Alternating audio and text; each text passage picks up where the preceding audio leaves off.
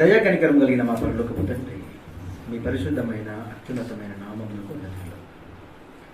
గతించిన వారం మొదలుకొని ఇప్పటి వరకు నీ పిల్లలమైన మమ్మల్ని మీ సజీవమైన రెక్కల కింద భద్రపరిచి ఆయుష్ను ఆరోగ్యాన్ని ప్రసాదించారు తండ్రి. అందును బట్టి మీకు కృతజ్ఞతాస్తుతులను తెలియజేసి ఉన్నాం. దేవా, మీరిచ్చిన ఈ చిన్న జీవిత కాలంలో మేము ఎలా బ్రతకాలో, ఎలా జీవించాలో అన్న అనేకమైన సంగతులను వ్రాయించి గ్రంథస్థంగా చేసి మా ముందు పెట్టారు తండ్రి. మీరు గ్రంథంగా మాకు ఇచ్చినటువంటి ఆ మాటల్ని మేము ఆలోచన చేయుచుండగా మాట్లాడుచున్న నాకు సంయోజితమైన జ్ఞానమును ప్రసాదించండి. వింటున్న మీ పిల్లలు వినువారు మాత్రము కాక వింటున్న మాటల ప్రకారంగా బ్రతికే మంచి మనసును దయచేయమని యేసుక్రీస్తు పేరట ఈ ప్రార్థన అడిగి వేడుకొంచుకుంటున్నాను మా పరలోక తండ్రి. మంచిదండి. ఈరోజు మన కోసం సిద్ధపాటు చేయబడినటువంటి ఆలోచనాత్మకమైన పాఠం, నశించిపోతున్న ఆత్మలకు జవాబుదారి ఎవరు? రాసుకునే వాళ్ళు జాగ్రత్తగా రాసుకోండి. నశించిపోతున్న ఆత్మలకు జవాబుదారి ఎవరు? లూకా సువార్త 4వ అధ్యాయము 6వ వచనాన్ని ఒకసారి చూద్దాం. లూకా సువార్త 4వ అధ్యాయము 6వ వచనం. ఈ అధికారమంతయు ఈ రాజ్యముల మహిమయు నీకిస్తాను. అది నాకు అప్పగింపబడి ఉన్నది. అది నేను ఎవరికి ఇవ్వగోరుదునో వానికిత్తును. ఎవరు మాట్లాడుతున్నారు ఈ మాట? ఎవరితో మాట్లాడుతున్నారు? కదా, అపవాది యేసుక్రీస్తుతో మాట్లాడుతున్నటువంటి మాట. ఏమంటుంది అపవాది? ఈ అధికారం అంతయు, ఈ రాజ్యముల మహిమ నేను నీకు ఇస్తా. ఎవరికి ఇస్తానంటుంది? ఎవరితోని? యేసుతో అంటుంది. యేసుతోనే ఈ అధికారం అంతా నేను నీకు ఇచ్చేస్తా, ఈ రాజ్యముల మహిమ నేను నీకు ఇచ్చేస్తా. ఎందుకో తెలుసా? ఎందుకు ఇస్తానంటున్నాను నేను నీకు ఎందుకు ఇస్తానంటాను అనుకుంటున్నారు? అది నాకు అప్పగింపబడింది. రాజ్యముల మహిమ నాకు ఇవ్వబడింది, అధికారం అంతా కూడా నాకు ఇవ్వబడింది. అది నేను ఎవరికైతే ఇవ్వాలనుకుంటానో వారికి నేను ఇవ్వచ్చు, ఎందుకంటే అది నాది కాబట్టి. అంతే కదా, నాకు ఇవ్వబడింది అంటే ఆధ్వర్యంలో ఉంది కాబట్టి కదా ఇంకో వ్యక్తికి ఇస్తానంటున్నాడు. అంటే యేసుకే ఆశ చూపుతుందంటే, యేసుకే ఒక ఎర వేస్తుందంటే అది అసలు నిజంగా ఎంత తెలివి గలవాడు. చాలా జాగ్రత్తగా ఆలోచన చేయాలి. బైబిల్లో హెబ్రీయులకు రాసిన పత్రిక 11వ అధ్యాయము 3వ వచనంలో ఒక మాట రాయబడింది. ఏమంటే ప్రపంచములు ఆయన మాట వలన, నీ వాక్యం వలన నిర్మించబడ్డాయి. అంటే ప్రపంచము నిర్మాణము జరగడానికి మూల కారణం ఎవరు? యేసు. ఈ ప్రపంచాలు ఆయన వల్ల కలిగాయని బైబిల్లో దేవుడు రాయించి పెడితే ఆయన ముందు నిలబడి ఏమంటుంది? ఇది నేను నీకు ఇస్తా. అర్థమవుతుందా? ఇదంతా నాది, నేను నీకు ఇస్తా. ఎవరి వల్ల కలిగిందంటే ఆయన వల్లనే కలిగింది. ఆయనను పట్టుకొని ఆయనకి ఇస్తానంటుందంటే ఎంత తెలివిగా వీడు ప్రణాళిక చేస్తున్నాడో మీరు ఆలోచన చేయాలి కదా. కాబట్టి ప్రియమైన దేవుడు వల్ల ఏసేమన్నాడు అప్పుడు? సరే నాకు ఇచ్చేసేయి అన్నాడా? నువ్వు నాకు ఇచ్చేయి అన్నాడా? లేదే.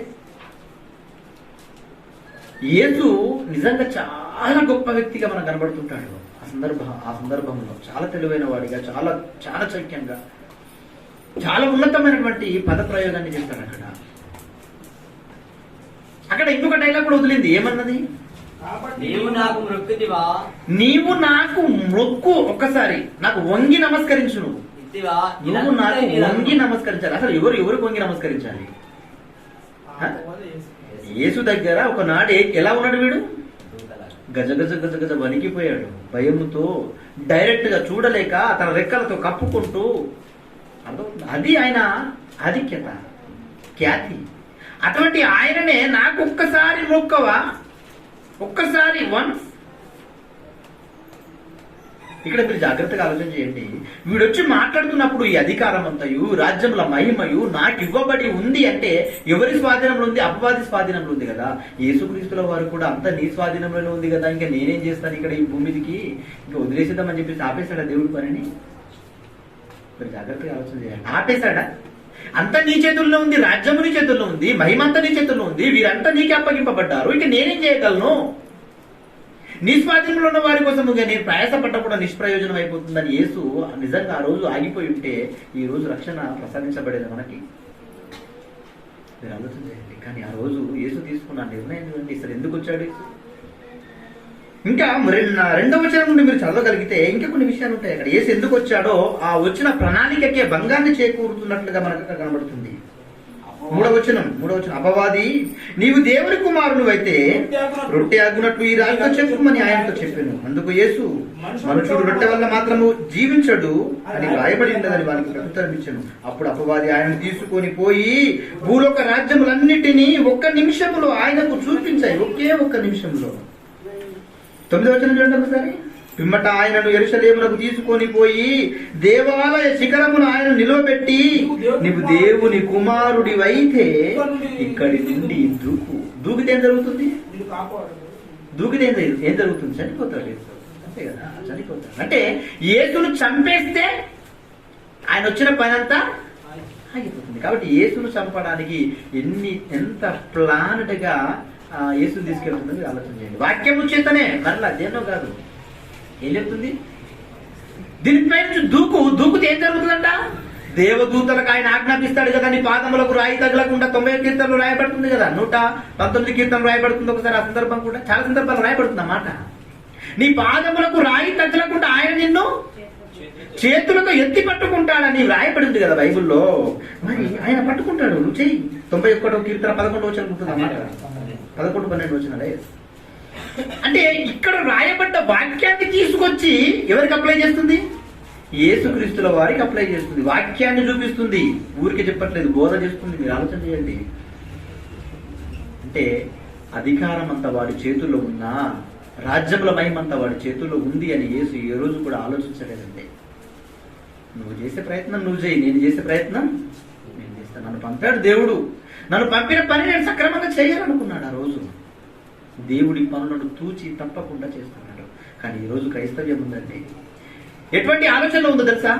వాడు లోకంలో కలిసిపోయాడండి. ఇంకా వాడికి నేను ఏం చెప్పినా కూడా వాడు రాడు అనే పరిస్థితులకు వెళ్ళిపోయారా? అలాగే ఉంది. లోకంలో ఉన్నాడు, వాడు అంతా కూడా చెడిపోయాడు. వానికి ఏం చెప్పినా వాడు మారడు. వాని గురించి అసలు మాట్లాడుతున్న దగ్గర వానికి నేను చెప్పలేను, వారిని దేవుని దగ్గరికి తీసుకురావడానికి ప్రయాసం చేయను. అంతే కదండి. ఇదే ఆలోచన ఉంది కదా ఈరోజు ప్రపంచ క్రైస్తవ్యం అందరిలో. చెప్తున్నారు కొన్ని మీరు, మీ స్నేహితులు చాలా మంది చాలా భయంకరంగా ఉంటారు. ఒక వ్యభిచారిగా ఉంటాడు, ఒక దొంగగా ఉంటాడు, ఒక మోసగాడిగా ఉంటాడు, ఒక అబద్ధికుడిగా ఉంటాడు. ఏ రోజైనా మీరు చెప్పారా? ఏ రోజైనా వాడు చేరదీశారా? అంటే దాని అర్థం ఏంటి? వాడు లోకంలో ఉన్నాడు, వాడికి నేను చెప్పవలసిన అవసరత లేదండి. అలాగే కదా జీవితం కనబడుతుంది ఈరోజు ప్రపంచ క్రైస్తవ్యం యొక్క జీవితం.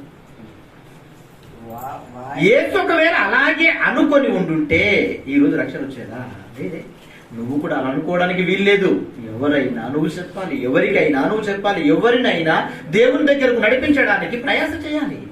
అవునా కదా? చేస్తున్నామా ప్రయాస? ఏం ప్రయాస చేశాను చెప్పండి? ఎంతమందికి చెప్తాం చెప్పండి? అందుకే ఈరోజు ప్రత్యేకమైన టైటిల్ మీ ముందుకు వచ్చింది. ఏంటది? నశించిపోతున్న ఆత్మలకు జవాబుదారి ఎవరు అంటే మీరే అవ్వాలి. పాఠమంతా విన్న తర్వాత అంతే కదా. ఎవరవుతారండి? మన బంధువులకు ఎవరు చెప్పాలి? మనం చెప్పకపోతే ఎవరు చెప్తారు? మన స్నేహితులకి మనం చెప్పకపోతే ఎవరు చెప్తారు? మన అన్నదమ్ములకి మనం చెప్పకపోతే ఎవరు చెప్తారు? మన ముఖ్య స్నేహితులకు మనం చెప్పకపోతే ఎవరు చెప్తారు? మనమే చెప్పాలి. వాడు క్రూరుడైనా, వాడు దొంగ అయినా, వాడు వ్యభిచారకుడైనా, వాడు మోసగాడైనా, వాడు ఎటువంటి స్థితిలో ఉన్నా వాని కోసం ప్రయాస చేయాల్సింది నీవే. వానికి దేవుని మాటలను తెలియపరచవలసిన వాడు నీవే. ఎందుకంటే దేవుడు పర్టిక్యులర్ గా నిన్నే అడుగుతాడు.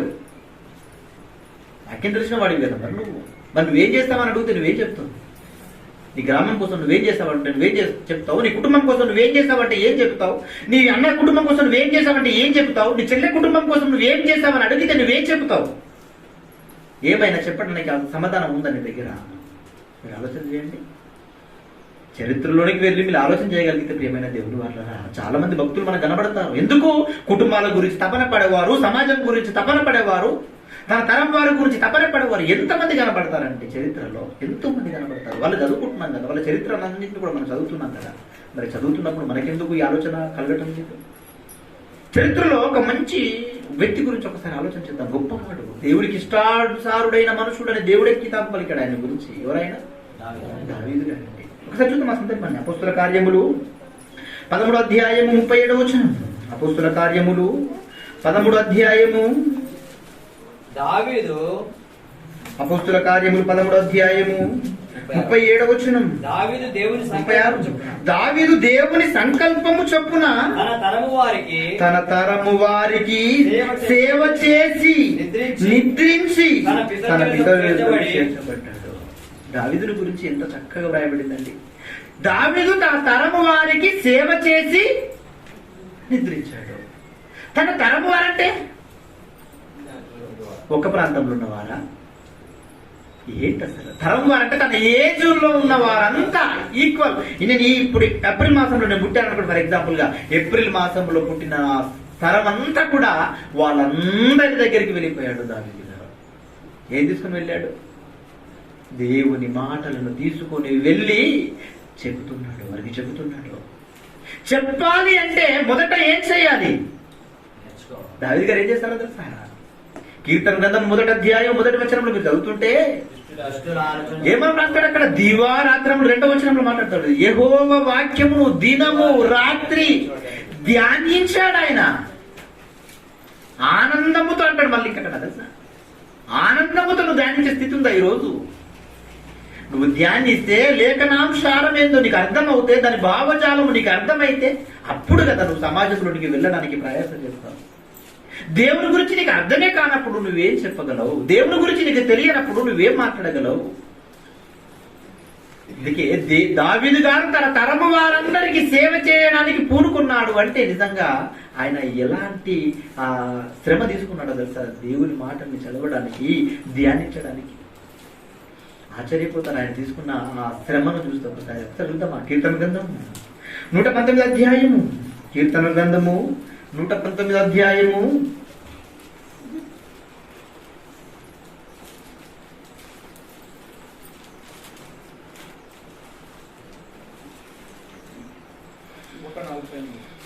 136వ వచనం ఒకసారి చూద్దాం. కీర్తన గ్రంథము 119వ అధ్యాయము 136వ వచనం. జనులు నీ ధర్మశాస్త్రమును అనుసరింపకపోయినందుకు నా కన్నీరు ఏరులై పారుతుంది అన్నాడు. ఎందుకు? ఇతను ఎందుకు ఏడుస్తున్నాడు? ఇతను ధ్యానిస్తున్నాడు కదా. ఇతను దినము రాత్రి ఆనందించుచు ఆనందం గలవాడై దేవుని యొక్క శాసనాలను ధ్యానించే స్థితిలో ఈయన ఉన్నాడు కదా. ఈయనకెందుకండి కన్నీరు? అంతే కదా. ఈయనకెందుకు బాధ? తన మట్టుకు తను బాగానే ఉన్నాడు కదా. యెహోవా యందు భయభక్తులు కలిగి ఉన్నాడు.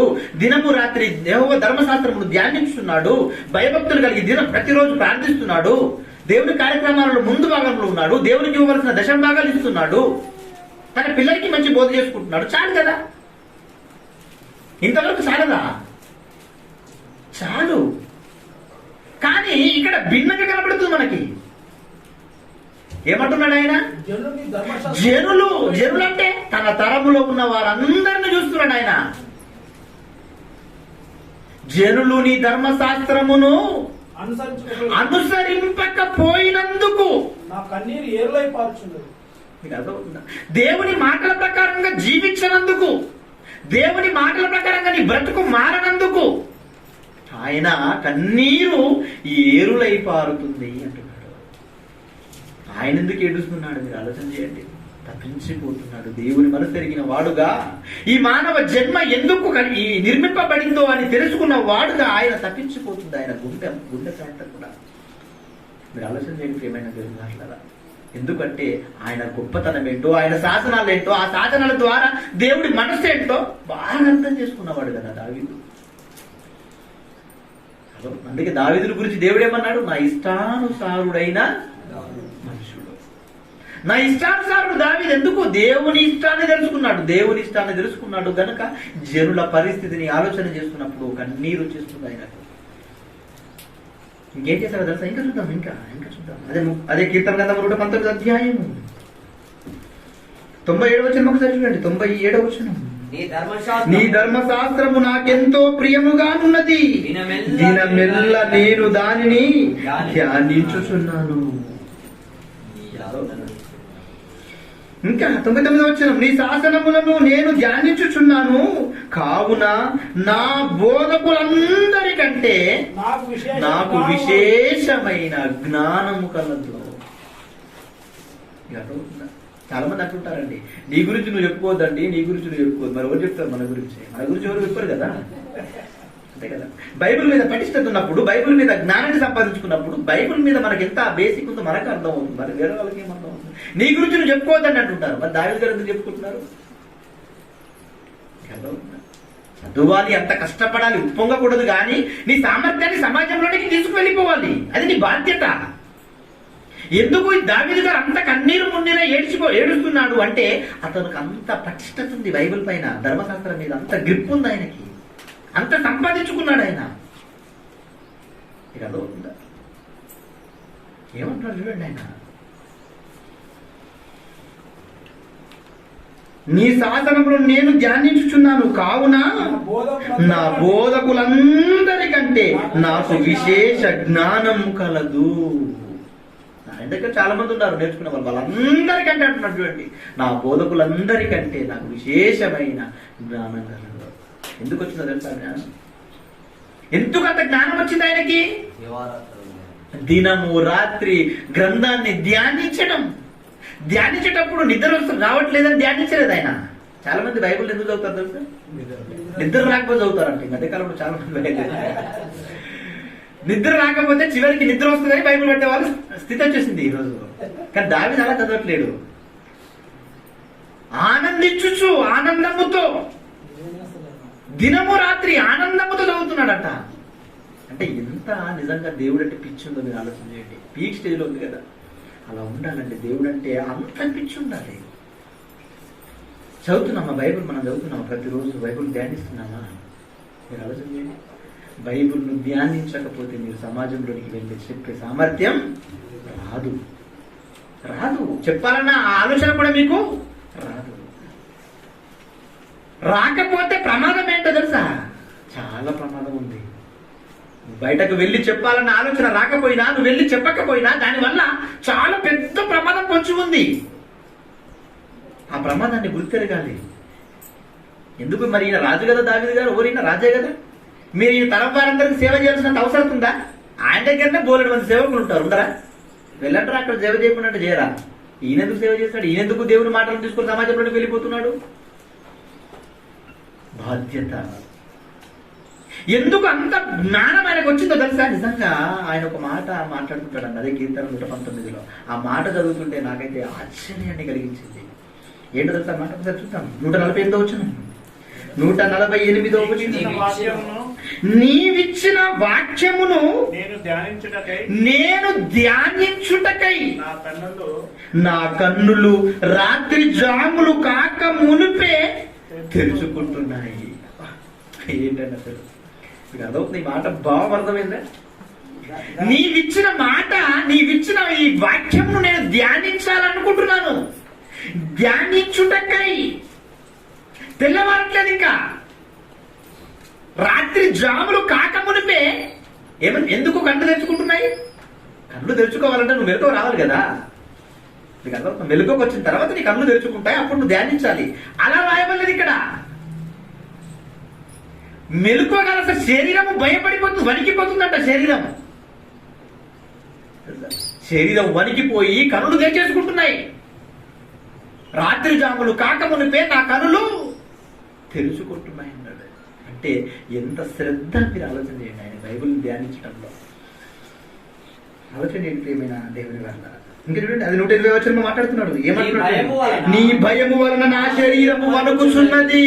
అది కనులు ఎందుకు తెరుచుకుంటున్నాయి అంటే చెప్తున్నాడు అక్కడ, నీ భయము వలన నా శరీరము వణుకొచ్చేస్తుందయ్యా. అది నీ రూపం, నీ ఉగ్ర రూపం. అది నీ న్యాయ విధులకు నేను భయపడుచున్నాను. ఏంటండి దావీదు గారు ఇవన్నీ ఎరిగాడు గనక, ఇవన్నీ తెలుసుకున్నాడు గనక ఆయన జీవితములో తన తరము వారందరికీ సేవ చేయాలన్న దృఢ సంకల్పముతో పనిచేశాడు. అందుకే ఆయన దేవుడు ఏమన్నాడు? దావీదు నా ఇష్టానుసారుడైన మనుషుడు అన్నాడు. దావీదు కూడా తన తరము వారందరికీ సేవ చేశాడంటే అందరిని దేవుళ్ళలోనికి నడిపించగలిగాడు. మరి దావీదంతటోడే తన తరము వారందరికీ సేవ చేసినప్పుడు మరి మనము మన తరం వారి కోసం చేయవలసిన పని లేదంటారా? మనం మన తరం వారికి చెప్పవలసిన అవసరం లేదంటారా? తన తరము వారి కోసం చెప్పాడు ఆయన. తన తరము వారందరికీ. కుటుంబం అనలేదు, ఒకటే. నాట్ ఓన్లీ రిలేషన్షిప్ అనలేదు, తన తరము వారందరికీ అన్నాడు. కానీ ఈరోజు మన కుటుంబాల గురించి మనం ఆలోచించే స్థితిలో ఈరోజు ప్రపంచ క్రైస్తవ్యం లేదు. మన రిలేషన్షిప్ గురించి మనం ఆలోచించే స్థితిలో క్రైస్తవ్యం లేదు అంటే అసలు ఏమర్థం అవుతుంది ప్రపంచ క్రైస్తవ్యానికి? పని లేదు అనుకుంటుంది ప్రపంచ క్రైస్తవ్యం. ఏమి లేదనుకుంటుంది? పనే లేదు అనుకుంటుంది. ఒక దావీదు గారిని చూశారు, ఆలోచన చేయండి. నోహు గారు కూడా తెలుసు కదా. నోహు ఎంతకాలం సువార్త ప్రకటన చేశాడు ఆయన? 120 years ఏదో అంతే కదా. 120 సంవత్సరాల కంటే పైమాట సువార్త ప్రతి ప్రాంతానికి వెళుతూ చెప్తున్నాడు ఆయన. అన్నాడు నేను ఒకసారి పేతురు రాసిన పత్రిక, పేతురు రాసిన మొదటి పత్రిక 3వ అధ్యాయము 19వ వచనం. పేతురు రాసిన మొదటి పేతురు 3వ అధ్యాయము 19వ వచనం. దీర్ఘశాంతము దేవుని దీర్ఘశాంతము ఇంకా పనిపెట్టుచుండినప్పుడు. పేతురు రాసిన మొదటి పత్రిక 3వ అధ్యాయము 19వ వచనం. దేవుని దీర్ఘశాంతము ఇంకా కనిపెట్టుచుండినప్పుడు పూర్వము నోహవు దినములలో ఓడ సిద్ధపరచుచుండగా అవిధేయులైన వారి యొద్దకు అనగా చెరలో ఉన్న ఆత్మల యొద్దకు ఆయన ఆత్మరూపిగా వెళ్ళి వారికి ప్రకటించాడు. జనముల దగ్గరికి వెళ్ళిపోతున్నాడు ఒక నోహవు గారు. ఏం తీసుకొని వెళ్తున్నాడు? దేవుని మాటల్ని. కుటుంబం అనలేదు, రిలేషన్షిప్ కాదు, సమాజంలోనికి వెళ్ళిపోతున్నాడు ఆయన. జనులందరికీ చెప్తున్నాడు, నాకు దేవుడు చెప్పాడయ్యా ప్రమాదం పొంచి ఉంది. ఈ సమాజంలో ఉన్న వాళ్ళంతా బుద్ధిగా చెడిపోయారయ్యా. వీళ్ళంతా పాపాత్ములుగా మారిపోయారు, క్రూరులుగా మారిపోయారు, వ్యభిచారకులుగా మారిపోయారు. మారండి, మీ మనసును తిప్పుకోండి. మీకోసం నేను ఒక ఓడనే సిద్ధం చేస్తున్నాను. మీరు మారారా ఆ ఓడలు ఎక్కుతారు, మారకపోతే ఈ చచ్చిపోతారు. చచ్చిపోతే ప్రమాదం అయిపోయింది, చచ్చిపోతే పని అయిపోయింది అనుకుంటున్నారా? చనిపోయిన తర్వాత మరో జీవితం స్టార్ట్ అయిపోతుందయ్యా. అక్కడ ఉంది భయంకరమైన ప్రమాదం. అదే కదా ప్రకటన చేసింది ఆయన. చనిపోతే పని అయిపోతుంది అనుకుంటారు చాలా మంది. చచ్చిపోతే అయిపోతుంది అనుకుంటారు. సమస్యల చేత, ఇబ్బందుల చేత, అప్పుల చేత బాధపడుతున్న వాళ్ళంతా కూడా చివరికి వాళ్ళు తీసుకునే నిర్ణయాలేంటి? చనిపోతే అయిపోతుంది అనుకుంటారు. అవునా కదా? చచ్చిపోవాలి. ఎందుకంటే వారికి అలాగే అర్థమైపోయింది. చనిపోతే జీవితం అంతమైపోతుంది అనుకుంటున్నారు వీళ్ళు.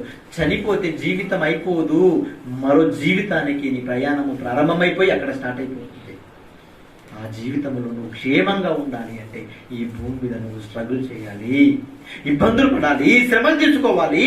నీ బంధువుల కోసం, నీ రక్త సంబంధుల కోసం, నీ రిలేషన్స్ కోసం, నీ అన్నదమ్ముల కోసం నువ్వు ప్రయాస చేయకపోతే అక్కడికి వెళ్ళిన తర్వాత అక్కడ నువ్వేం చేయాలి? ప్రయాస పడాలి, ఇబ్బంది పడాలి, యాతన పడాలి, నిరంతరము కాలిపోవాలి. ఈ ప్రమాదాన్ని గుర్తెరిగిన నోహవు గారు ఏం చేస్తారు? నీతిమంతుడిగా ఉండి అనేక మంది దగ్గరికి వెళుతూ అనేక మందికి చెబుతున్నాడు ఇదే విషయం. అయ్యా బ్రతుకున్నప్పుడే మారండి అయ్యా, బ్రతుకున్నప్పుడు నీ మనసును మార్చుకోండి, దేవుడి వైపు తిరిగండి అయ్యా అని చెప్తున్నాడు. తిరిగాడు ఎవరైనా? చివరి వరకు ఓడ సిద్ధమైపోతుంది, చివరి డేస్ లో కూడా వెళుతున్నాడు చెప్తున్నాడు. అంత కూడా హాస్యాస్పదం. ఏం చేశారు? ఆయనని అవహేళన చేశారు. నీళ్లు లేని చోట పడవ నిర్మిస్తే అలాగే ఉంటుంది కదా. మరి పడవలు ఎక్కడ నిర్మిస్తారండి? నీళ్ళున్న చోట నిర్మించాలి కదా. కానీ దేవుడి మాటలను ఏ స్థితిలో ఉన్నా నువ్వేం చేయాలి? నమ్మాలి. అక్కడ నీళ్ళు లేవు కదా, ఇక్కడ పడవేందుకు అంటే ఏమైపోయింది? అక్కడ ఆ నీళ్ళలోనే చచ్చిపోయాడు. ఆలోచన చేయండి, ఎంత విశ్వాసం అండి నోహవు గారికి. ఆయన గురించినటువంటి అది ఆయనకు డౌట్ వచ్చి ఉండాలి వాస్తవానికి. ఏంటి అసలు దేవుడు నీళ్లు లేని చోట నన్ను కూడా నిర్మించమంటాడు? డౌట్ రావాలి కదా ఆయనకు డౌట్ వచ్చి ఉంటుంది. కానీ ఆయన గురించి ఏం రాయించాడు దేవుడు బైబుల్? హెబ్రీ రాసిన పత్రిక 11వ అధ్యాయము 7వ వచనం. హెబ్రీ రాసిన పత్రిక 11వ అధ్యాయము 7వ వచనం. విశ్వాసమును బట్టి నోహవు అది వరకు చూడని సంగతులను గూర్చి దేవుని చేత హెచ్చరింపబడి భయభక్తులు గలవాడై తన ఇంటి వారి రక్షణ కొరకు ఓడను సిద్ధము చేసెను. ఎందుకు ఓడ సిద్ధం చేశాడు? విశ్వాసం. నమ్మాడు ఆయన. దేవుడు చెప్పగానే క్వశ్చన్ చేయలేదు. అయ్యో ఏంటి దేవా, ఈ సముద్ర తీర ప్రాంతమే మేము కాదే, ఇదంతా కూడా ఎత్తైన ప్రదేశం కదా, ఇక్కడ ఓడ నిర్మించమంటున్నావేంటి అని అడగల. మీకు అర్థమవుతుంది? దేవుడు చెప్పాడు, నమ్మాడు, చేయడం ప్రారంభించాడు. సమాజం దగ్గరికి వెళ్ళమన్నాడు, వెళ్ళాడు, సువార్త ప్రకటన చేశాడు. విశ్వాసాన్ని బట్టి ఆ ఓడ నిర్మించడం వల్ల ఎవరు రక్షింపబడ్డారు? తన కుటుంబాన్ని రక్షించుకున్నాడు. తన కుటుంబాన్ని మాత్రం చాలా జాగ్రత్తగా. ఎందుకంటే ఇతరంటే నిర్మిస్తున్నాడు, మరి ఇతను సహకారంలో ఉన్న వాళ్ళ కుటుంబకులే కదా, మరి వాళ్ళని అడిగి ఉండాలి కదా. అడిగారా? ఏంటి డాడీ నీళ్ళు లేని చోట సముద్ర తీర ప్రాంతం కాదు, ఇక్కడ ఓడ నిర్మిస్తున్నావు, అసలు ఏంటి అడిగి ఉంటారా? వారికి కూడా ఏం చేసి ఉంటాడు ఆయన? చాలా జాగ్రత్తగా విశదీకరించి చెప్పుకుంటాడు. మీరు ఏం మాట్లాడకూడదు, దేవుడి మాటకు ఎదురు మీరు చెప్పకూడదు, నేను ఏది చెప్తే మీరు అది చేయండి అని చాలా చక్కగా దేవుడిలో వాళ్ళని పెంచుకున్నాడు గనక వారి కుటుంబాన్ని అతడు రక్షించుకోగలిగాడు విశ్వాసమును బట్టి. మీరు ఆలోచన చేయండి ప్రియమైన దేవుని మాట్లాడాలి. ఏంటండి ఒక్క కుటుంబం గురించి ఆలోచన చేశాడు నోహు గారు, సమాజం గురించి కూడా ఆలోచన చేశాడు. సమాజంలోని కూడా ఆయన వెళ్ళిపోయాడు. ఈరోజు సమాజంలోనికి వెళ్ళే స్థితి లేదు, సమాజం గురించి ఆలోచించేవారు లేరు. సమాజం గురించి పక్కన పెడితే కనీస కుటుంబాల గురించి కూడా ఆలోచించుకునే స్థితిలో ఈరోజు ప్రపంచ క్రైస్తవ్యం లేదంటే ఏం చెప్పాలి? సామెతల గ్రంథం మాట్లాడుతాం. సామెతల గ్రంథము 10వ అధ్యాయం 21వ వచనం. సామెతల గ్రంథము 10వ అధ్యాయము 21వ వచనం ఒకసారి చూడండి. నీతిమంతుని పెదవులు, సామెతల గ్రంథము 10వ అధ్యాయము 21వ వచనం. నీతిమంతుని పెదవులు అనేకులకు ఉపదేశించును. ఎవరండి నీతిమంతులు? నీతిమంతులు ఎవరు? నీతిమంతుని పెదవులు అనేకులకు ఉపదేశించును అంటే ఎవరు ఈ నీతిమంతులు? పిలువబడిన వారే కదా, పిలువబడిన వారే కదా.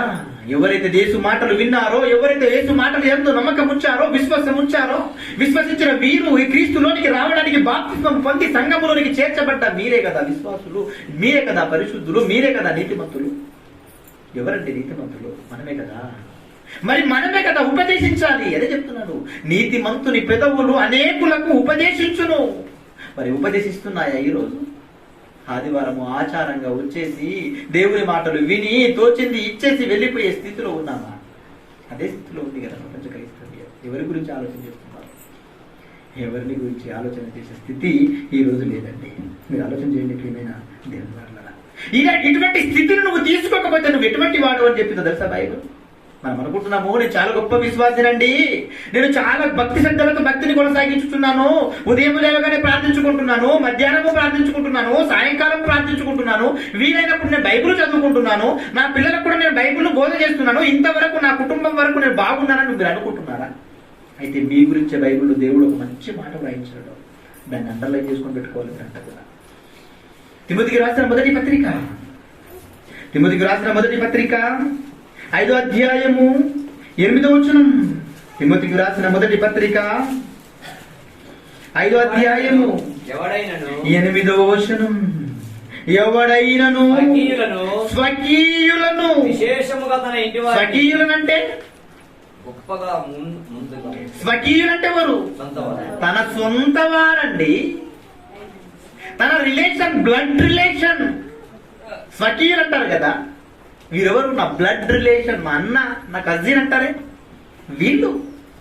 తమ స్వకీయులను మరి విశేషముగా తన ఇంటి వారిని. ఎవరంట? తన ఇంటి వారిని. భార్య అవ్వచ్చు, భర్త అవ్వచ్చు, పిల్లలు అవ్వచ్చు, కూతుర్లు అవ్వచ్చు, కోడళ్ళు అవ్వచ్చు, కొడుకులు అవ్వచ్చు. వీళ్ళంతా ఎవరు? ఇంటివారు. తన స్వకీయులను మరి విశేషముగా తన ఇంటి వారిని సంరక్షింపకపోయిన ఎడల వాడు విశ్వాసమును త్యాగం చేసేసిన వాడంట. విశ్వాసాన్ని త్యాగం చేస్తే వాడిని ఏమంటారు? విశ్వాసాన్ని త్యాగం చేసేవాడిని ఏమంటారు? అవిశ్వాసం అంటారు. గొప్ప సంగతి అనుకుంటున్నారా మీరు? విశ్వాసాన్ని త్యాగం చేసిన వాడంట వీడు. అసలు విశ్వాసం ఉంటే కదా పరలోకానికి నువ్వు వెళ్ళాలి. ఆ విశ్వాసాన్ని నువ్వు త్యాగం చేసిన వాడు అయిపోతున్నావు. ఎందుకో తెలుసా? రీజన్ ఏంటో తెలుసా? కారణం ఏంటో తెలుసా?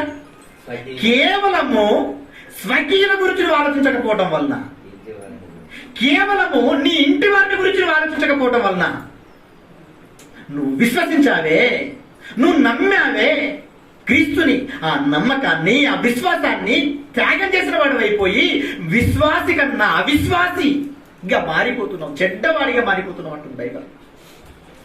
మీకు అర్థమవుతుందా? ఏంటి ప్రమాదం అనుకుంటున్నారు? మీ అంతటికి మీరు వచ్చి మీరు మాటలు విని మీరంతటి మీరు బ్రతికేస్తే సరిపోతుంది అనుకుంటున్నారా? కాదంటుంది బైబిల్. అలా బ్రతికేట కుదరదు. ప్రపంచ క్రైస్తవ్యం అంతా అదే భ్రమలో బ్రతుకుతుంది ఇప్పటి వరకు స్టిల్. ఎందుకంటే ఈ రోజు అంతా కూడా తమ సొంత కార్యాలను చూసుకునేవారే కదా. పిలుపుల రాసిన పత్రిక 2:21 మాట్లాడుతున్నమాట. అందరూ తమ సొంత కార్యములనే చూసుకొనుచున్నారు, యేసుక్రీస్తు కార్యములను ఎవరు చూడరు. ఎందుకంటే ఆ మాట మాట్లాడుతున్నాడు ఆయన బాధతోనే కదా. మరి వీరంతా దేవునికి పిల్లలు అవ్వరా? నీ సంరక్షకులు ఎవరు? నీ స్వయరక్షకులు ఎవరు? నీ సొంత వారు ఎవరు? నీ ఇంటి వారు ఎవరు? దేవునికి పిల్లలే కదా వీళ్ళంతా. మరి నీవు రక్షించుకుంటే సరిపోతుందా? వారిని కూడా రక్షించవలసిన బాధ్యత లేదా? ఉందంటున్నాడు. వారిని గురించి నువ్వు ఆలోచించకపోవడం వలన ప్రమాదంలోనికి వెళ్ళిపోతున్నావు. నువ్వు భక్తి శ్రద్ధలతో ఉన్న నీవైనా సరే, దేవుని వాక్యాలను బాగా ధ్యానించి నేర్చుకుంటున్న వాడవైనా సరే, నిరంతరం ప్రార్థన చేసే వాడివైనా సరే, నువ్వు ఎటువంటి వాడివైనా నీ స్వకీయుల కోసం నువ్వు ఆలోచించకపోతే, నీ కుటుంబం కోసం నువ్వు ఆలోచించకపోతే నువ్వేమైపోతున్నావు తెలుసా? చెడ్డవాడిగా తయారైపోతున్నావు. నేను చెప్పట్లేదన్నమాట, బైబిల్లో రాయించాడు దేవుడు.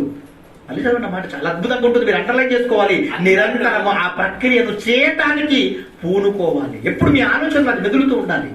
మీ సబ్ కాన్షియస్ మెమరీలో అది పర్మనెంట్ గా ఫీల్ అయిపోయి ఉండాలి. మీకు అర్థమవుతుంది? ఏమంటుంది మళ్ళీ అన్నమాట, ఎవడైనను స్వకీయులను విశేషముగా తన ఇంటి వారిని సంరక్షింపకపోయిన ఎడల వాడు విశ్వాస త్యాగము చేసిన వాడై అవిశ్వాసి కన్నా చెడ్డవాడై ఉన్నాడు. ఇంకా నీకంటే బెటర్ ఎవరంటున్నాడు? అవిశ్వాసి అంటున్నాడు. నువ్వు ఈ ప్రయత్నం చేయకపోతే, నీ సొంత వారి కోసం నువ్వు ఆలోచన చేయకపోతే నీకంటే బెటర్ అవిశ్వాసి అంటున్నాడు. అవిశ్వాసి కన్నా చెడ్డవాడు అంటున్నాడు. మీరు ఆలోచన చేసి వాడన్న టైం. ఇంకా అవిశ్వాసుల లిస్టు ఎంతమంది ఉంటారంటే, ఒక బిల్లాడని ఉంటాడు, ఒక వీరప్పన్ ఉంటాడు, ఒక ప్రభాకరన్ పిల్లై ఉంటాడు. అదే వీళ్ళే కదంటే క్రూరులంతా కూడా. వీళ్ళ బెటర్ అంటున్నాడు. ఇంక ఇండైరెక్ట్ చెప్పాలంటే వాళ్ళకంటే ప్రమాదములు నువ్వు ఉన్నావు. ఎందుకో తెలుసా? ఎందుకు ఇంత ప్రమాదం అంటున్నాడు తెలుసా? కేవలము నీ స్వకీయుల కోసం నువ్వు ఆలోచన చేయకపోవడం. ఆలోచన చేయండి ఏమైనా దేవుని నాయనరా. ఎందుకంటే దేవుడు ఎన్ని హెచ్చరిక మాటలు మనకు రాయించి పెట్టాడు. మీరు ఆలోచన చేయండి. మోషే గారికి కూడా అర్థమైపోయింది ఈ విషయం. మోషే గారికి కూడా తన జీవిత కాలంలో అర్థమైపోయి ఏమన్నాడంటే కీర్తనలు 9వ అధ్యాయంలో 12వ వచనంలో బ్రతిమాలుతున్నాడు. తండ్రి దగ్గర మోకల్లోని బ్రతిమాలుతున్నాడు. అయ్యో, 40 సంవత్సరాలు నేను చదువుకున్నాను, నా జీవితం వృధా అయిపోయింది. 40 సంవత్సరాలు నా మామతో అరణ్యంలో మేకలను కాశాను. 40 సంవత్సరాలు 80 సంవత్సరాలు ఆయుష్ కాలం గతించిపోయింది. మిగిలినది ఇంత ఆయుష్ కాలం నాకు ఇవ్వబడింది. నాకు తెలియదు కదా, నేను ఏం చెయ్యాలి? అందుకే అడుగుతున్నాడు, మోకాలు లేచి అడుగుతున్నాడు ఆయన. చదవండి మాట 12వ వచనం. మాకు జ్ఞాన హృదయము కలుగునట్లు చేయము. ఇంకేమంటున్నాడు? మా దినములను లెక్కించుటకు మాకు నేర్పయ్యా. మా దినములను లెక్కించుకోవాలి. ఎలా? How is it possible? ఇంతలో కనబడి అంతలో మాయమైపోతారన్నాడు. 70 సంవత్సరాలకు 80 సంవత్సరాల కంటే ఎక్కువ బ్రతకడన్నాడు. మరి అటువంటి అప్పుడు నా జీవిత కాలం ఎంత అయ్యా? నేను ఎలా బ్రతకాలి? ఎలా నా వారిని నేను సంరక్షించుకోవాలి? ఎలా నా వారి దగ్గరికి వెళ్ళి నేను సేవ చేయాలి అన్న తప్పనిలోకి వెళ్ళిపోయాడు ఆయన. మిగిలిన ఆ కాలం చెబితే ఆ కాలంలో ఈ పనంతటిని కూడా నేను ఏం చేస్తాను? సంపూర్తి చేసేస్తానని ఒక మోషే గారికి అర్థమైపోయిన తర్వాత ఆయన ప్రయాస పడుతున్నాడండి. మీరు ఆలోచన చేయండి ప్రియమైన దేవుని వాళ్ళ. ఈరోజు మీరేం ప్రయాసం చేస్తున్నారు? దేనికోసం మీరు ప్రయాస చేస్తున్నారు? చేస్తున్నామా మనం దేనికోసం? అయినా ఒక దావీదు గారు కష్టపడ్డాడు, తన తరం వారందరికీ సేవ చేశాడు, తన కుటుంబీకుల్ని కాపాడుకున్నాడు. ఒక నోహము గారు సమాజంలోనికి వెళ్ళిపోయాడు, దేవుని మాటలు చెప్పాడు, అనేకులు మారకపోయినా వదిలేస్తాడు. చెప్పడం వరకు ఎవరి బాధ్యత? అంతే కదా, చెప్పడం మన బాధ్యత. వాడు మారుతాడా? మారడం వాడి నిర్ణయం. దేవుడు వాడిని ఆకర్షిస్తాడా? ఆకర్షించాడు దేవుడు ఇష్టం. నువ్వు చెప్పాలి కదా. అయ్యో నేను చెప్పానండి వినట్లేదు అన్నాడా? నోహము గారు ఏమైనా ఆపేశాడా? నేను చాలా మంది దగ్గరికి వెళ్ళానండి, చెప్పానండి, వినట్లేదండి. వాళ్ళు నా దగ్గరికి వచ్చి నన్ను అవమానపరుస్తున్నారండి, నీళ్ళు నుంచి పడవ నిర్మిస్తున్నాం ఏంటని నన్ను అవహేళన చేస్తున్నారండి, నేను వారి దగ్గరికి వెళ్ళి చెప్పడం ఏంటండి అన్నాడా? నో. అవమానం చేసినా, ఎన్ని ఇబ్బందులు పెట్టినా, దూషించినా, తిట్టినా, నేను ఎటువంటి విధముగా వారు నిన్ను చూసినా నువ్వేం చేయాలో తెలుసా? వారి దగ్గరికి వెళ్ళి చెప్పడానికి ప్రయాస చేయాలి. చెప్పడానికి నువ్వేం చేయాలి? ప్రయత్నం. ఏమవుతుంది ప్రయత్నం చేస్తే?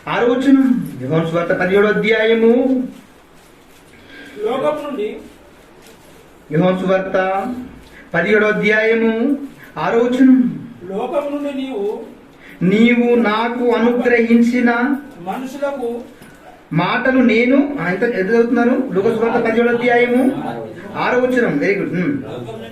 లోకము నుండి నీవు నాకు అనుగ్రహించిన మనుషులకు నీ నామమును ప్రత్యక్షపరచితిని.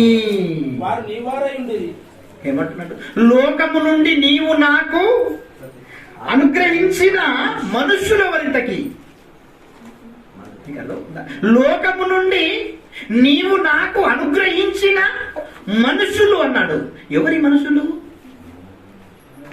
ఏ లోకం నుండి మనకు అనుగ్రహించాడు? ఆయనకు అనుగ్రహించాడు ఈ లోకం, ఈ భూమి మీద కొంతమందిని ఆయనకు అనుగ్రహించేశాడు దేవుడు. ఇక నువ్వు వెళ్ళాలి, నువ్వు నశించిపోతున్న దాన్ని వెతకాలి, రక్షించాలి.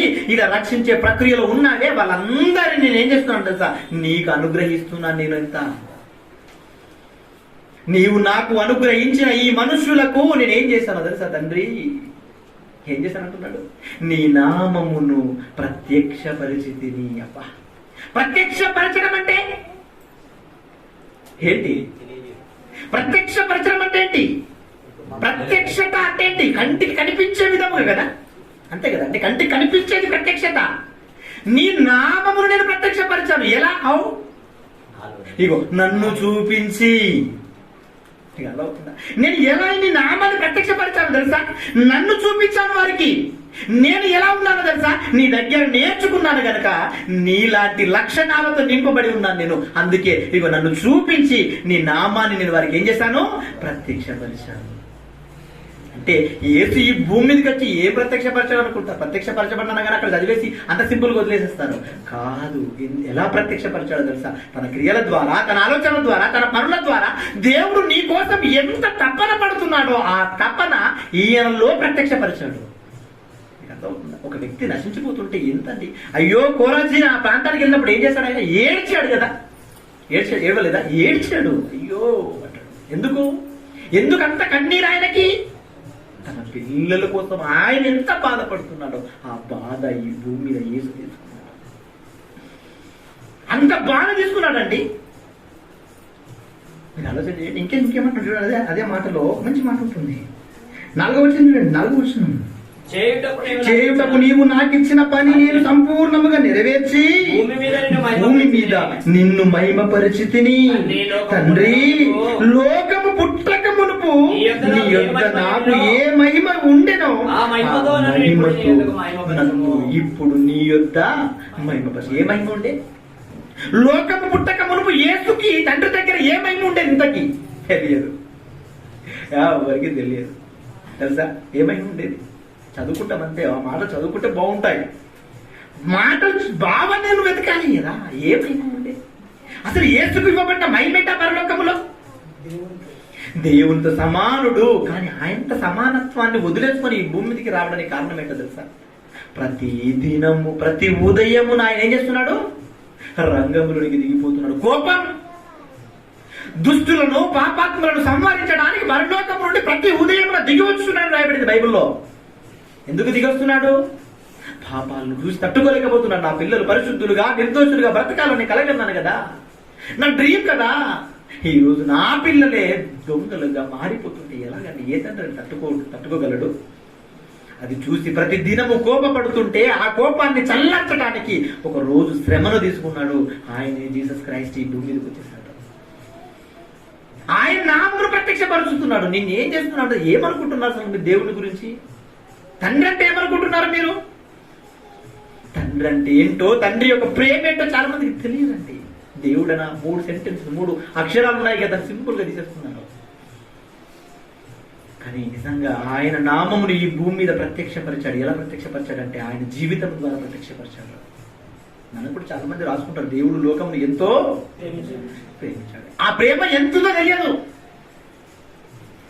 దేవుడు లోకమును ఎంతో ఎంతో అన్నాడంటే ఎంతలో ఎంతుందో అసలు డిస్క్రైబ్ చేయడానికి అవకాశం లేకుండా ఈరోజు మనుషులు బ్రతుకుతున్నారండి. కానీ ఎంత ఉంది తెలుసా ప్రేమలో? ఎంత ఉంటుందంటే క్షణ క్షణము నువ్వు బ్రతుకుతున్నావు. ఈ ఉనికి, ఈ ఉనికి కూడా ఆయన వల్లనే కలిగింది అన్నంతగా ఉంటుంది. గాలి, నీరు, నింగి, నేల ఇవన్నీ కూడా ఎక్కడి నుంచి వచ్చాయి? ఆయన ప్రేమించడం వల్లనే కదా. ఆయన ప్రేమించడం వల్లనే. యోబు గ్రంథం ఒకసారి చూడండి, ఆయన మాట్లాడుతున్న మాట. యోబు గ్రంథము 34వ అధ్యాయము 15వ వచనం. యోబు గ్రంథం 34వ అధ్యాయము శరీరులందరూ 15వ వచనం.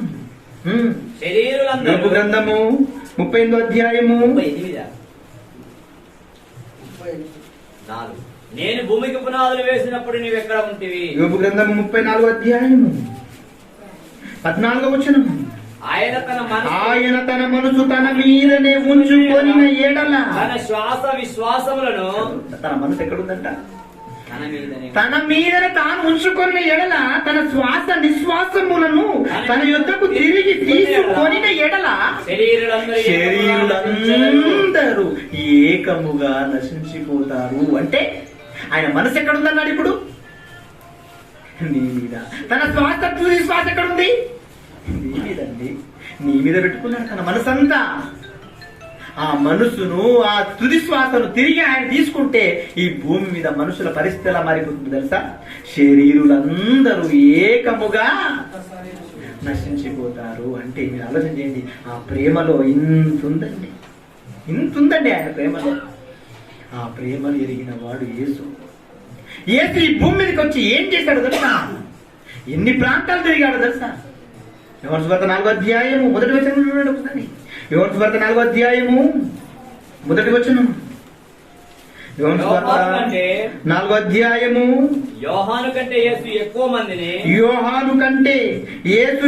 మందిని శిష్యులనుగా చేసుకొని వారికి బాప్తిస్మం ఇచ్చుచున్నాడు. పరిసయ్యులు వినినని ఏమంటున్నాడు?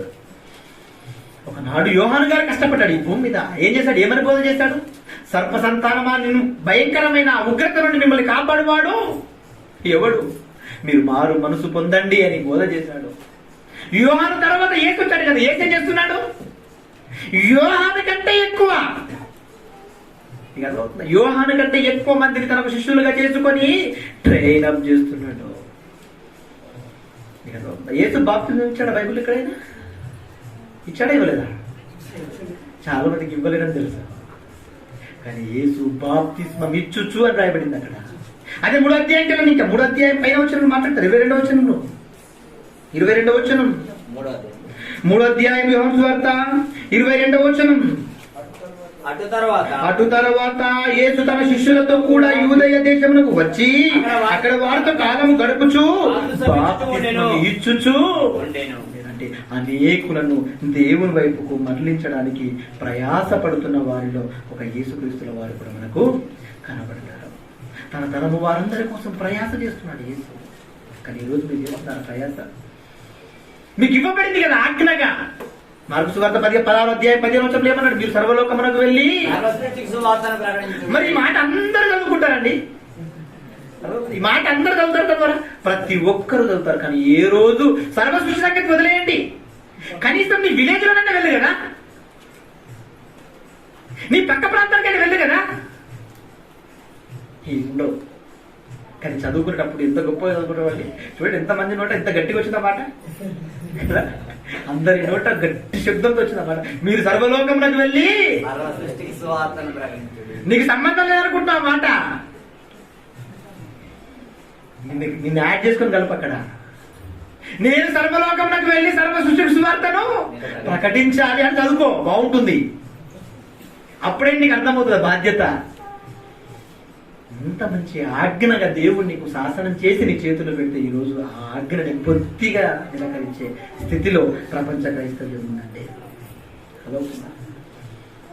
చెప్పకపోవడం వలన ప్రమాదం ఎంత భయంకరంగా ఉంటుందో తెలుసా? చెప్పాను కదా, నీ విశ్వాసాన్ని త్యాగము చేసిన వాడివై అవిశ్వాసి కన్నా మరీ చెడ్డవాడిగా మారిపోతావు అంది బైబిల్. చెప్పకపోతే, ఎవరికి చెప్పకపోతే? నీ స్వకీయులకు నువ్వు చెప్పకపోతే, నీ ఇంటి వారికి నువ్వు చెప్పకపోతే, నువ్వేదో గొప్పవాడిని ఫీల్ అవుతున్నావు కదా. నువ్వు జీరో అనేసాడు.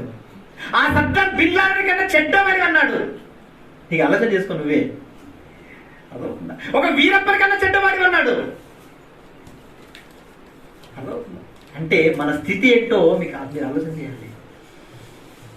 చెప్పడం వరకే నీ బాధ్యత, చెప్పడం వరకు నీ బాధ్యత. హెజ్కేలు గ్రంథం ఒకసారి చూద్దాం. హెజ్కేలు గ్రంథము 33 అధ్యాయము. హెజ్కేలు గ్రంథము 33 అధ్యాయము 1వ వచనం నుండి కొన్ని విషయాలు చదువుకుందాం.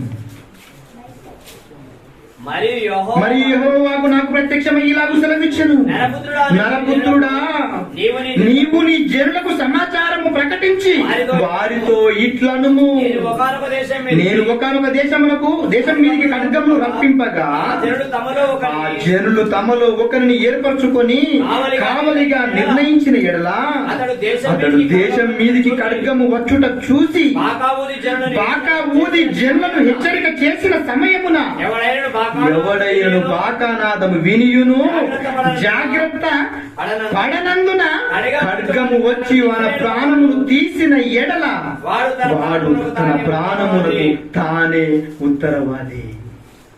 అర్థమవుతుందా? నేను ఒక దేశం మీదకి ప్రమాదాన్ని తీసుకొస్తున్నాను. ఆ ప్రమాదాన్ని గుర్తెరిగిన ఈ జనసమూహం అంతా కూడా ఒక వ్యక్తిని ఏం చేశారంట? కాపలగా పెట్టుకున్నారు. ఆ కాపలగా వాడు ఆ ప్రమాదాన్ని ముందే గుర్తెరిగి సమాజానికి ఏం చేయాలి? తెలియపరచాలి. తెలియపరచడం అనేది ఇతని బాధ్యత.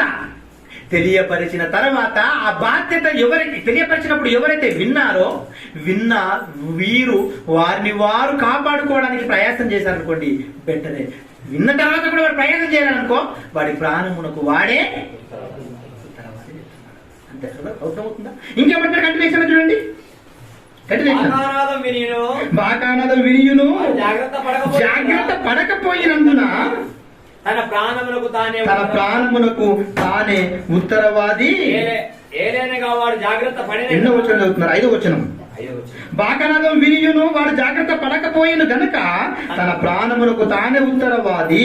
ఎలయనగా వాడు జాగ్రత్త పడిన ఎడల తన ప్రాణమును రక్షించుకొనును. అయితే కావలి వాడు ఖడ్గం వచ్చుడు చూచియు బాక ఊదనందున వారిలో ఒకరి ప్రాణమును తీయుటకు తటస్థించిన ఎడల వాడు తన దోషమును బట్టి పట్టుబడునను.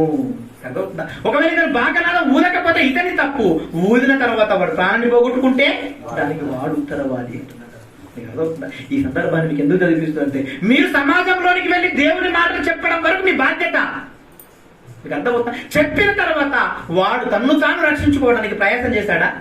వాడు రక్షింపబడతాడు. ప్రయాసం చేయలేకపోతే వాడు చచ్చిపోతే వానికి వాడే ఉత్తరవాది. కానీ నువ్వు చెప్పకపోతే వారికి ఎవరు ఉత్తరవాదులు తెలుసా? మీరు ఉత్తరవాదులు అవుతారు. అర్థమవుతుందా? ఉత్తరవాదులు మీరవుతారు. ఎందుకంటే ఈ ప్రాంతంలో మీరే కదా ఉన్నారు. మీ స్వరక్షకులకు, మీ స్వైకులకు మీరే కదా ఉన్నారు, తెలిసిన వారుగా ఉన్నారు. మీ కుటుంబాన్ని రక్షించుకోవడానికి మీరే కదా తెలిసిన వారుగా ఉన్నారు. మరి వీరందరి ఆత్మలకు జవాబుదారి మీరే. అర్థమవుతుందా? మీరు చెప్పిన తర్వాత వాళ్ళు మారలేదా? వారికి వారే ఉత్తరవాదులు. కానీ మీరు చెప్పలేదా? వారిని గురించి మీ గురించి మీకు మీరే ఉత్తరవాది. అంటే ఎంత ప్రమాదం పొంచి ఉందో మీరు ఆలోచించండి. కాబట్టి ఇటువంటి ప్రమాదం ఉన్నప్పుడు ఎంత అలాంటిగా ఉండాలని. ఒక రాహబు ఉంది అసలు. రాహబునకు వేశ్య అండి. ఏం చేసింది తను? వేగ్లో వారిని సంరక్షించింది, కాపాడింది. ప్రమాదముల నుంచి వాళ్ళని కాపాడిన తర్వాత ఆమె ఏమని రిక్వెస్ట్ చేసుకుంటుందో తెలుసా? అయ్యా, మీ దేవుడి గురించి నేను చాలా గొప్పగా విన్నానండి. ఎర్ర సముద్రాన్ని పాయం చేయడము, దేశాల మీద యుద్ధాలు చేస్తే విజయవంతాన్ని ఎరవేయటము, ఇవన్నీ వింటుంటే నాకు భయం వేస్తుంది. అయ్యా, దయచేసి ఎలాగ మీరు మా ప్రాంతానికి వస్తారు? మా ప్రాంతం అంతటిని కూడా ఏమీ లేకుండా సర్వనాశనం చేస్తారన్న సంగతి నేను ముందుగా గుర్తెరిగాను. దయచేసి మీరు మా ప్రాంతం మీదకి యుద్ధానికి వచ్చినప్పుడు నా కుటుంబాన్ని అన్నాడా? అంతే అన్నా? చూడండి సందర్భం ఎంత బాగుంటుందో ఒకసారి చూద్దాం. యోషువ గ్రంథము 2వ అధ్యాయము 12వ వచనం. యోషువ గ్రంథము 2వ అధ్యాయము 12వ వచనం ఒకసారి చూద్దాం. నేను మీకు ఉపకారము చేసింది కనుక మీరును నా తండ్రి ఇంటికి ఉపకారము చేసి నాకు నిజమైన ఆనవాలు ఇచ్చి నా తండ్రియు నా తల్లియు నా అన్నదమ్ములను నా అక్క చెల్లెలను వారికి కలిగి ఉన్న వారందరూ చావకుండా బ్రతకనిచ్చి రక్షించినట్లు దయచేసి యెహోవా తోడని ప్రమాణము చేయుడి. అడుగుతుందండి ఆమె. మిమ్మల్ని కాపాడాను కదా, వేగు చూడడానికి మీరు వచ్చారు కదా, అయితే నేను మిమ్మల్ని సహాయం చేశాను కదా, మిమ్మల్ని వారి దృష్టిలో పడకుండా మీరు కాపాడారు కదా. అయితే నాకు ఒక చిన్న మనవి ఏంటంటే, మీ దేవుడు గొప్పవాడు కదా, మీరు ఈ ప్రాంతానికి వస్తారు కదా, నా ప్రజలు, నా వారు, నా తల్లి, నా తండ్రి, నా అక్క, నా చెల్లి, ఇంకేమైనా వాళ్ళకి ఉన్న వారందరూ, అబ్బా ఏంటండి ఆమె లిస్టు, వాళ్ళకి ఎంతమంది ఉన్నారో వారందరంతా, వీళ్ళంతా కూడా మీ యొక్క ఆ ఉగ్రతలోనికి మీరు రాకుండా, ఆ ప్రమాదంలోనికి రాకుండా మీరు కాపాడాలి. అలా కాపాడుతానని మీరు ఏం చేయాలి? యెహోవా అనే పేరును బట్టి ప్రమాణం చేయవా అని అడుగుతున్నారండి. అడుగుతుందండి ఒక రాష్ట్రపతి వేశ్య. ఒక వేశ్యనే తన కుటుంబీకులందరినీ కాపాడుకోవడానికి ప్రయాస చేస్తుంటే, ఈ రోజు ఒక మంచి విశ్వాసిగా, దేవునికి నమ్మకమైన వాడిగా, దేవుని మాటలు నేర్చుకుంటున్న వాడిగా, దేవుని కుటుంబంలో ఒక బాధ్యత కలిగినటువంటి వ్యక్తిగా నువ్వేం చేస్తున్నావు? ఆలోచన చేయండి. మనం చేస్తున్నామా? ఒక స్త్రీ అండి తన కుటుంబం కోసం ఎంత ప్రయాసపడుతుంది. అప్పుడు వాళ్ళు ఏమంటున్నారు తెలుసా? అయితే ఓకే అమ్మా, ఏ కిటికీలో నుంచి దీపావో అదే కిటికీ ఒక దారాన్ని కట్టుకొని నీ వారిని అందరినీ కూడా ఈ గుమ్మంలో ఏం చేయి, పోగు చేసుకో. ఒకవేళ గుమ్మం దాటి ఎవరైనా వచ్చారా, వారి ప్రాణానికి మేము ఉత్తరవాదులము. మీ కుటుంబంలో మిమ్మల్ని మీరు కాపాడుకోవడానికి నువ్వు ప్రయత్నం చేయి. బయటకు వస్తే దానికి నాకు సంబంధము లేదు, మేము ఉత్తరవాదులం కామని వాళ్ళు అక్కడ తెలియపరుస్తారు. అందరూ అంతా కూడా జరుగుతుంటే అర్థమవుతుందా? ఈ రోజు వాడు దొంగగా ఉన్నాడు, వాడు క్రూరుడుగా ఉన్నాడు, వాడు వ్యభిచారిగా ఉన్నాడు, వాడు మారాడు అని నువ్వెందుకంటే నిర్ణయం చేస్తావు? నువ్వు వెళ్ళి కదా సమాజంలోనికి, నువ్వు వెళ్ళి దేవుని మాటలు చెప్పి దేవుని ప్రేమను చూపు. పోయేదేముంది? ఏం పోతుంది ఇది? అలా సమాజంలోనికి తీసుకువెళ్ళాలి. చాలా మంది ఈ రోజు ఆయన వాడికి వద్దులేని అంటారు. వాడికి వద్దు, వాడికి చెప్తే వాడు వినడండి, వాడు మూర్ఖుడు అండి.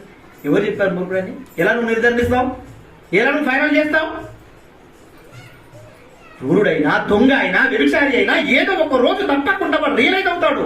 వాడికి రియలైజ్ అయ్యే ఆ ప్రేమ చూపు, వాడు రియలైజ్ అయ్యే దేవుని మాటలు వాడి దగ్గరికి తీసుకువెళ్ళడానికి ప్రయాసం చేస్తున్నావా? ప్రయాసం చెయ్యాలి. ప్రయాసం చేసిన తర్వాత వాడు మారితే మంచిది, మారకపోతే వాడికి వాడే, లేదంటే వాడి దగ్గరికి వెళ్ళక, వాడికి చెప్పక నువ్వు వదిలేసావా, వాడు చనిపోతే వాడిని బట్టి నిన్ను దేవుడు లెక్క అడిగే పనిలో ఉన్నాడు. కాబట్టి మరి ఈ పనులు చేసి దేవుడి రాజ్యాన్ని స్వతంత్రించుకుంటారా? ఏ పనులు చేయక పాతాళానికి వెళ్ళిపోయి నశించిపోతున్న ఆత్మలకు జవాబుదారితనం మీరే నిర్ణయించుకుంటారా? ఆలోచన చేయండి, మంచి నిర్ణయం తీసుకోండి, ప్రార్థించుకుంటాం. నశించిపోతున్న ఆత్మలకు జవాబుదారి ఎవరు? ప్రార్థించుకుంటాం. దయా కనికరము కలిగిన మా పరలోకపు తండ్రి, మీ పరిశుద్ధమైన అత్యున్నతమైన నామమునకు వందనాలు. మీ పిల్లలకు చాలా చక్కటి మీ మాటలు వివరించారు తండ్రి. తరతరాలలో మీ పిల్లలంతా కూడా మీ మనసు ఎరిగిన వారుగా, ఒక దావీదు గారు తన తరము వారికి సేవ చేశాడు, ఒక నోహవు గారు తన తరము వారికి సేవ చేశాడు, ఒక మోషే గారు తన తరము వారికి సేవ చేశాడు. దేవా, యేసుక్రీస్తుల వారు కూడా ఈ భూమి మీదకి వచ్చి పనిని చేపట్టి ఈ నామమును ప్రత్యక్షపరిచాడు తండ్రి. తనకు అప్పగింపబడ్డ జనులందరి ఎదుట మీ నామముని గొప్ప చేశాడు నాయన. మేము కూడా మా స్వకీయులను, మా సొంత వారిని సంరక్షించే పనిలో ఉండాలి అని మీ పిల్లలందరికీ నేను హెచ్చరించాను తండ్రి. అలా చేయకపోతే మేము చెడ్డ విశ్వాసి కన్నా మరీ హీనమైన స్థితిలోనికి వెళ్ళిపోతామని కూడా తెలియపరిచాను. మీ పిల్లల్ని బాధ పెట్టాలనో ఇబ్బంది పెట్టాలనో కాదు, కానీ ఉన్నవిగా చెప్పాలి. మీరు రాయించిన మాటలు ఉన్నట్టుగా చెప్తే వాళ్ళు మారి మీ పనులు చేయడానికి పూనుకొని మీ రాజ్యాన్ని స్వతంత్రించుకుంటారన్న ఆశ తప్ప మరొకటి లేదు నాయన. మరి విన్న మీ పిల్లలంతా కూడా వాక్య భావాన్ని ఎరిగి ఆ పనిలో ఉండే భాగ్యమును దయచేయమని బతిమాలి. ఈ ప్రార్థన యేసుక్రీస్తు పేరట బతిమలాడి విడుకొచ్చుకుంటున్నాను.